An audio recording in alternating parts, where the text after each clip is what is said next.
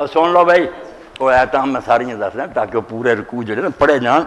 عدالت کا معاملہ کہ رسول اللہ کو فیصلے کی بجائے انہاں نام روداں کو لے جاندے. اللہ قرآن پاک کی بہت ساری چیزاں ہونی ہیں حضور دا نام لے کے نا کیونکہ اسے آپ ہی براہ راست سی مگر وہ قانون گاہ تو گاہ میں جڑا امیر بنے یا نماز امام پڑھائے سب سے لگ بندے جانے. بالکل اللہ تعالیٰ نے یہ ہوئی فیصلے کا ذکر کیتا بے کو کر دے کی پھر دے. مسلمان اخوا کے نبی پاک کو فیصلے نہیں لے ظالم بہ جاندے یہودیاں کو.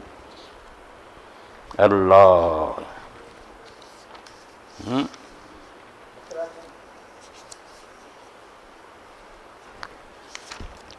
سورہ جڑی نساء ہے نا سب انہاں منافقین کا ذکر وہی ظالم جڑے سے نا